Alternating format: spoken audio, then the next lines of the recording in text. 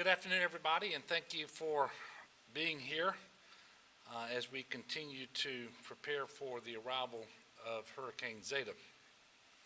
As you all will recall, I declared an emergency on Monday. Yesterday, we requested from the President a pre-landfall federal disaster declaration, which he granted yesterday evening. And I want to say how appreciative we are for that quick response, and it allows us to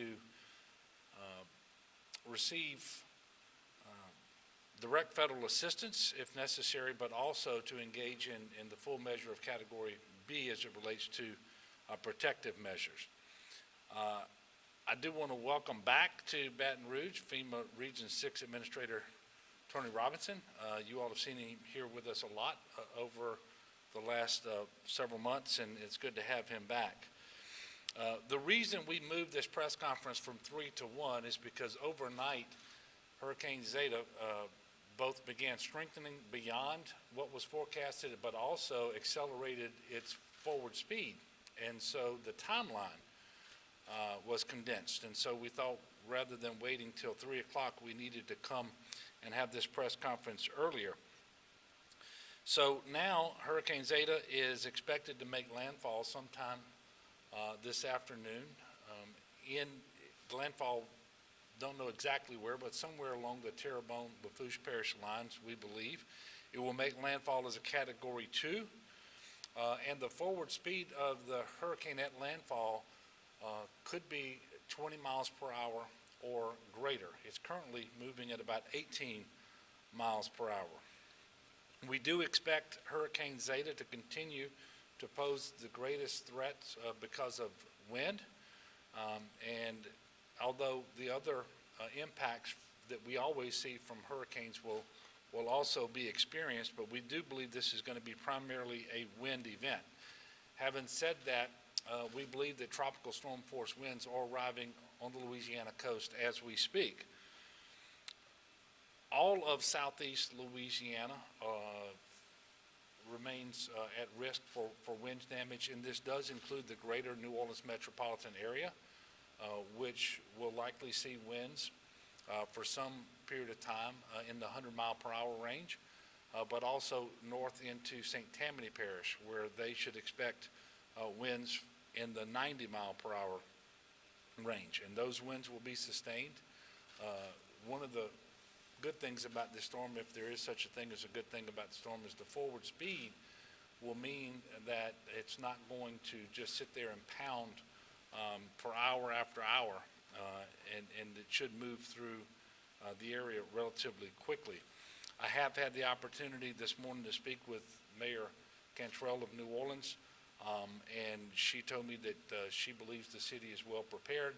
I believe that as well, and we believe that overall, southeast Louisiana is well prepared for this particular storm.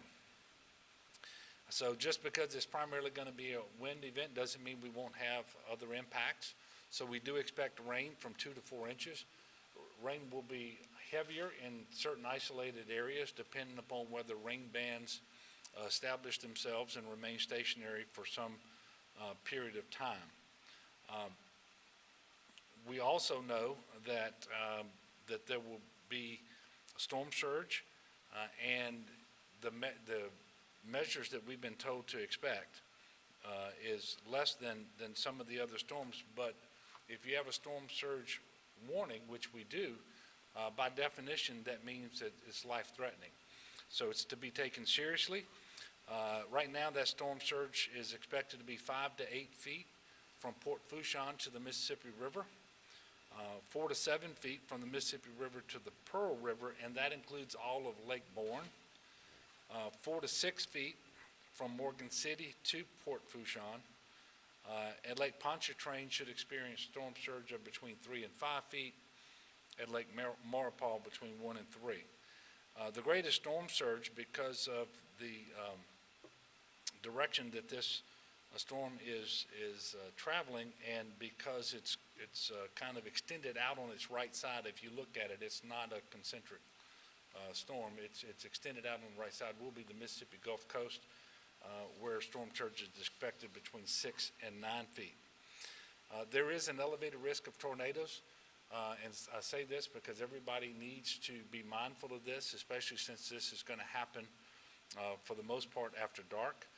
It is important to have your phones charged and that you pay attention to any warnings that might come across the phone alerting you to a tornado in your area. So Zeta is literally on our doorstep. The weather is degrading quickly as we speak.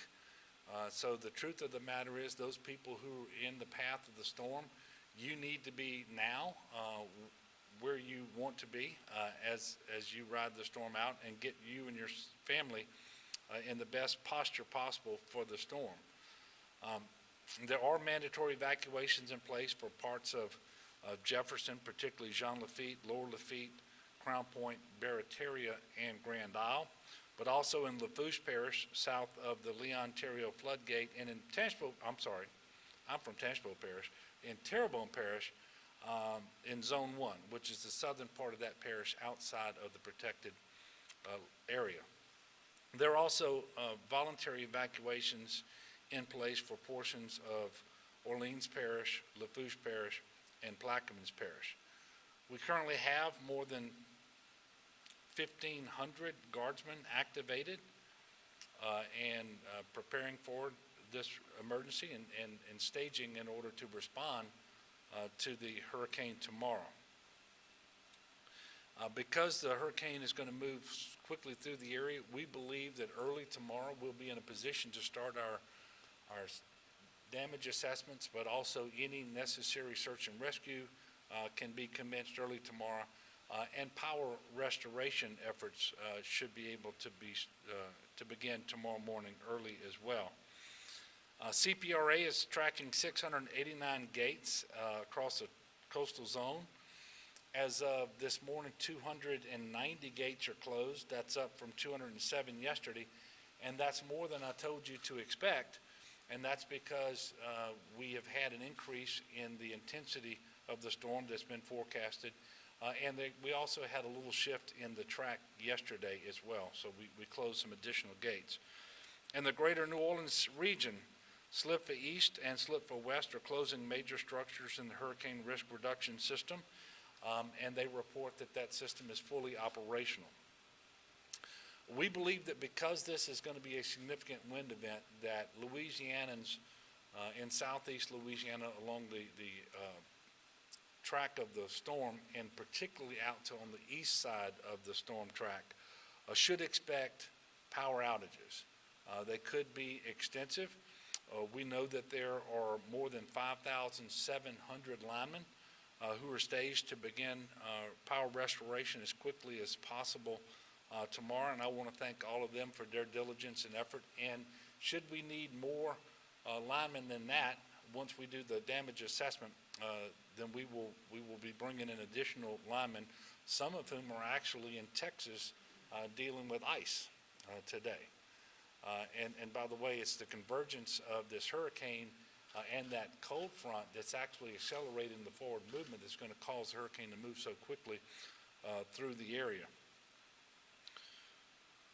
Obviously, we're concerned about any power outages that might not be easily and quickly rectified, and the impact that could have on the election next week. So we're already working with the Public Service Commission, but also with the individual electric companies, and those are being primarily Entergy, CLECO, and Entergy New Orleans, so that we've identified in advance all of the polling locations so that power restoration efforts can be prioritized there in those locations, so that we'll have the election without any issues on Tuesday. As you all know, in-person early voting wrapped up yesterday, and between those votes that were cast and mail ballots already returned, Louisiana has voted, almost 1 million Louisianans have voted, I should say, already.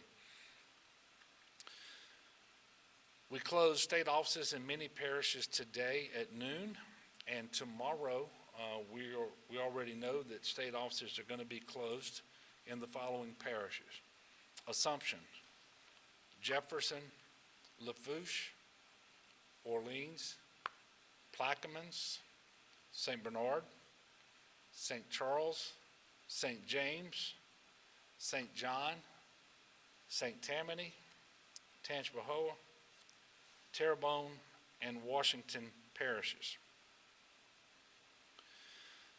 The situation with those individuals being sheltered from Hurricanes Laura and Delta did not change much at all overnight.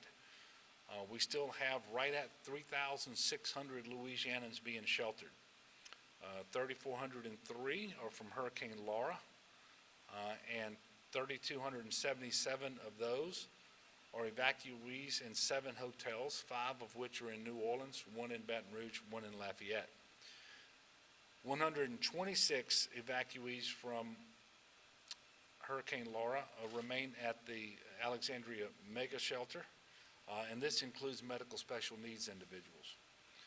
There are 157 Hurricane Delta evacuees, 153 of whom are in 1 New Orleans hotel, and there are 4 in the Mega Shelter in Alexandria. So anyone needing shelter from Hurricane Zeta, follow the guidance of your local officials. If you have any questions, call your Office of Emergency Preparedness for your parish. If you need information about how to contact them, if you need a phone number, you can go to getagameplan.org. And always, if you have shelter information needs that you can text LA Shelter to 898-211. That's LA Shelter to 898-211, or you can call 211 and get answers to your questions. Because we expect power outages and cool weathers coming in shortly thereafter, weather in the 40s in much of the affected area, we do expect individuals to be utilizing generators. We do encourage you to do that safely and in accordance with the manufacturer's instructions. In brief, please make sure that those generators are outdoors and 20 feet away from your home in a well-ventilated area and not underneath a vent, a window, next to a door, not in a crawl space, not in your garage, and certainly not in your home. Please allow the generators to cool down for at least 20 minutes before refueling them to prevent a fire that could happen and in fact has happened. And so after the Hurricane Laura, I can tell you we had 9 individuals died from carbon monoxide poisoning from improperly using those generators, and then we had other individuals who were harmed because of fires caused by refueling the generators while they were still hot. It's important to have a carbon monoxide and smoke detector in your home, so please get one if you don't. Make sure the batteries are fresh. We also encourage you to remember to check 511la.org for road closures, and please make sure that you treat any down power lines as if they are live with electricity. Finally today, before we take questions, COVID update. Today we're reporting 503 cases on 14,478 new tests. Unfortunately, we're also reporting an additional 10 deaths for a total of 5,676. Hospitalizations are up today by 13. A total of 613 individuals hospitalized across the state of Louisiana with COVID-19. Ventilators are down by 11 from yesterday. We went from 91 to 80 mechanical ventilators in use for COVID patients. As of October the 23rd, the percent positivity for Louisiana is 5.07%. Obviously, we want to be at 0%, but the benchmark where you should really shoot to be is no higher than 5%, because that really gives you the best chance of slowing community transmission. We have been able, because of the cooperation of the people of Louisiana, to get through the 2 previous hurricanes and Labor Day and some other things without having surging cases in Louisiana. We really want that to be able to continue as we deal with Hurricane Zeta as well. So we encourage everyone to continue to follow all of the mitigation measures that are in place and all the restrictions that are in place, so that we can continue to be in a relatively good place anyway. And I say that, but I just reported additional deaths, 10 new deaths, and more than 500 cases. But relatively speaking, if you compare or contrast us with other parts of the country, we're doing pretty well right now. We know that we continue to have more cases, more transmission, because of small informal gatherings, typically at people's homes and in their backyards, and I think it's just human nature. But we make a mistake when we think, well, that because this person is my neighbor or my close friend or a relative, that they must not have COVID. And we let our guard down. We don't physically distance. We don't wear the mask like we should. And there's a lot of transmission from that here in Louisiana and elsewhere. And so we're asking people to be very careful with that. As we continue to prepare for and respond to this hurricane, it's worth remembering that we're doing this in a COVID-19 public health emergency environment.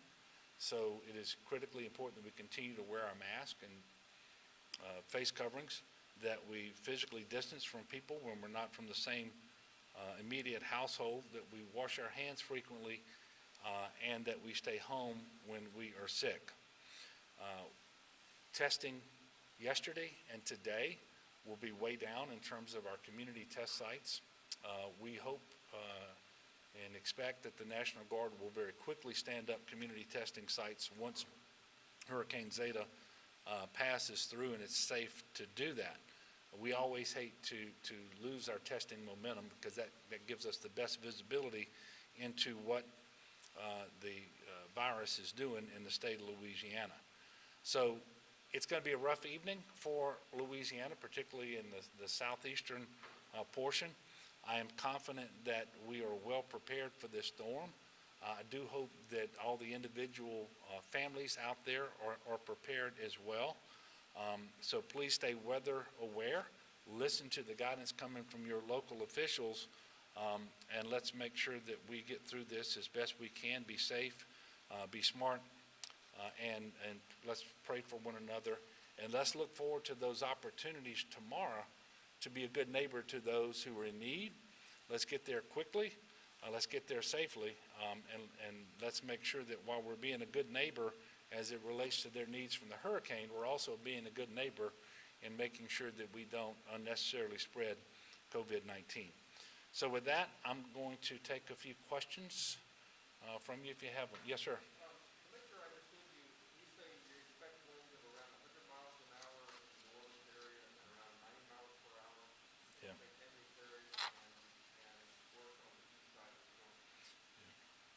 Correct.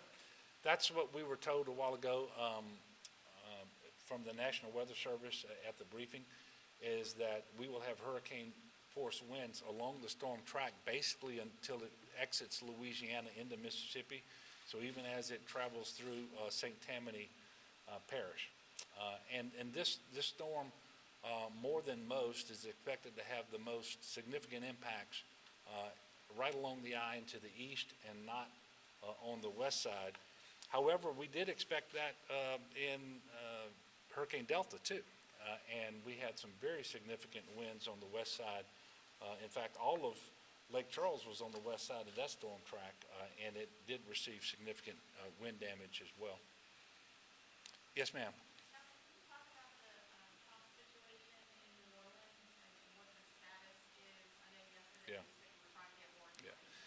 Yeah, and the communication, for whatever reason, we weren't clear on what the situation was and so forth. But shortly after the press conference yesterday, we were able to engage and I think get it clarified. I did speak to the mayor this morning, and so I'm quite confident that we've got the situation straight now. So all 99 pumps are operational. There are 3 turbines that are also operational. along with the 5 generators that they have, and there's some other devices down there, frequency changers. That will be enough to power all 99 pumps. And where we don't have power generation capacity that we would like, it is to provide a redundant source of power should one of the turbines go down. But we believe that as the storm approaches, New Orleans has the power generation capacity to operate all the pumps. That shouldn't be a problem. And the other news is that we're only expecting 2 to 4 inches of rain. And should that be the case, then we shouldn't have any real issues related to flooding in the city of New Orleans. And as I mentioned yesterday, there are times when afternoon thunderstorms visit more rain on New Orleans than that. So that's the situation as we understand it, and I think things are well under control. Any other questions? So tomorrow, yes, ma'am. I'm sorry. Is anybody currently being sheltered by the state for Zeta? No. Now we still have our mega shelter open, and it's a processing center, so people show up there. We will keep them there no longer than necessary, but we don't have anybody from Zeta there. We do have parishes that have ordered evacuations that are opening their own shelters, and that's where people should go to first. And then hopefully they're going to be in a position to go right back home once the storm passes. If that's not possible, then we will be making arrangements for those individuals to shelter as well. And then the focus will remain on sheltering in non-congregate shelters, hotel rooms, because of the COVID-19 environment. Any other questions? So tomorrow we're going to have a UCG meeting at about 9 o'clock in the morning. We do expect to have a media availability. It may be relatively brief when that meeting is complete, and perhaps on our way to helicopters should we see the need to go and get our eyes on damaged areas. And so I would just ask you to pay attention to information that will be coming out of the communications office later today about what that will look like. But we do anticipate having an opportunity to speak to all of you tomorrow before we take off and go to southeast Louisiana and see what the damage is like. So with that, thank you again for covering this. I encourage everybody in southeast Louisiana to take this storm seriously, to make sure that you're not out and about sightseeing, that you get to where you want to be to ride this storm out, and that tomorrow we look for opportunities to be good neighbors to one another, and I know that you all will do that. So be safe, and God bless.